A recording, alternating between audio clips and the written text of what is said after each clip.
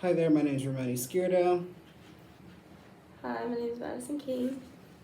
And my name is Charles Grant. And today we'll be talking about the standoff at Waco.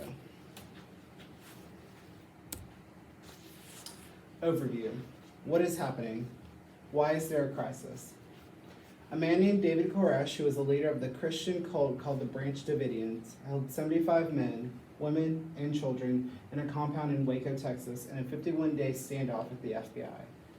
There was word about David Koresh sexually abusing young children inside the compound and hoarding illegal weapons, which led to the FBI searching the compound. When they tried to raid, the FBI were attacked by the Davidians and lost 4 of their agents. Background: one of the causes of this crisis, what led to the situation. The FBI had reason to believe that David Koresh was sexually assaulting children and women in the compound. When investigating the compound, the FBI had evidence that David Koresh was hoarding illegal firearms. Upon further investigation, the FBI found that David Koresh had close to 250 weapons, including semi-automatic and assault rifles, shotguns, revolvers, pistols, and grenades. The key figures. Who is involved? David Koresh, referred to himself as the Messiah, led the group of followers named the Branch Davidians and began taking spiritual wives, with some of them reported to be as young as the age of 10. He also began an illegal retail gun business out of the compound. The Branch Davidians, the followers of David Koresh, who believed in the second coming of Jesus, and Janet Renault, which he was over the FBI and gave the FBI permission to raid the compound. And this is a picture of David Koresh and his wife, Rachel, and son, Cyrus. The situation. Explain the crisis in detail. The standoff between federal agents and the Branch Davidians outside Waco, Texas, dominated headlines for months. The siege left 75 people, including children, dead and changed the way some Americans felt about the federal government. On February 28, 1993, the federal law enforcement agents came face to face with the Branch Davidians, and a controversial group whose followers describes themselves as students of the Bible outside the Mount Carmel compound, where about 130 people lived. The FBI tried to get the people out with tear gas, and the fire erupted, causing many people to die. And whenever raiding the compound, 4 FBI agents were killed by shots fired within the compound by the Branch Davidians. Leadership styles. What types of leadership styles do you see during this crisis? In this crisis, David Koresh was able to convince over 100 people that he could speak with God and that the second coming or the end of the world was approaching them. David Koresh used a manipulative leadership style to convince the Branch Davidians to follow him, to live in a secluded compound. Once the Branch Davidians were in the compound, David Koresh used his power and abilities to coerce with God to sexually abuse the women and children inside the compound. The outcome. What happened? Was the desired outcome achieved? And how was the crisis resolved and not resolved? The outcome of this tragic situation was that 80 men, women, and children were killed during the incident.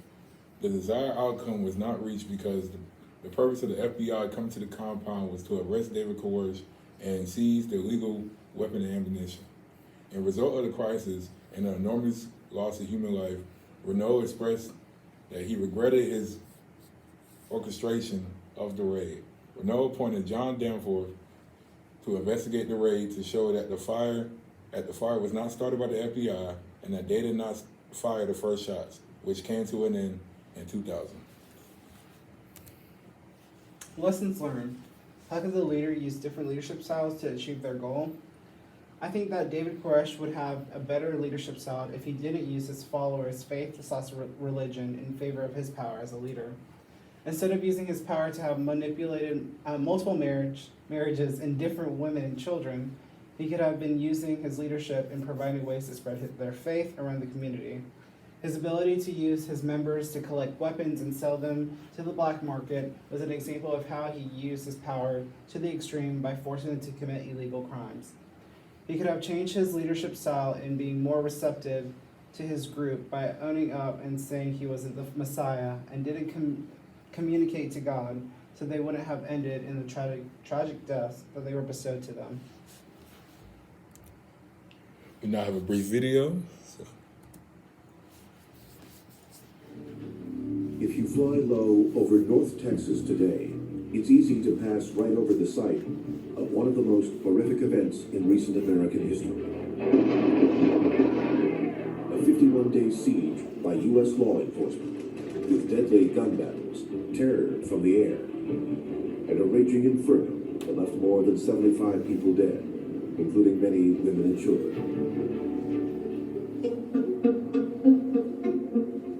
This is what the site of the infamous Waco siege looks like now. These ducks are swimming in what was once the basement of a sprawling compound ruled over by a man named David Koresh, who called himself the Messiah. His followers, a breakaway group of Adventist Christians known as the Branch Davidians. They believed that the second coming of Christ was imminent and lived quietly here on this bend of road just outside the town of Waco. For years, they remained under the radar, surrounded by Texas farms and fields. But in 1993, stories started spreading that Koresh was sexually abusing young girls and that the group was stockpiling illegal weapons. So the U.S. government decided to take action. On February 28, 1993, the Bureau of Alcohol, Tobacco, and Firearms raided the compound.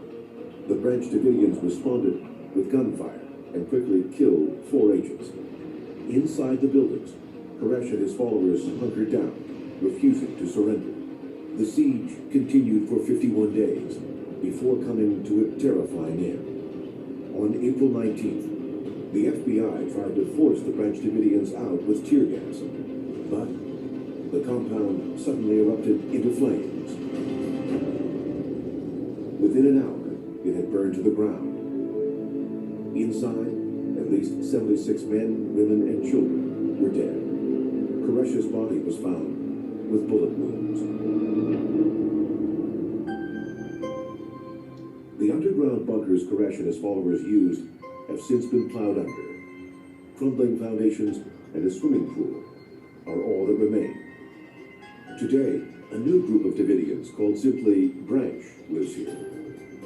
They've constructed new homes and a church near where the old compound once stood. Some members of the original church who survived the siege still believe David Koresh and his followers who died will be resurrected. But for now, they are remembered here in the memorial to those who perished.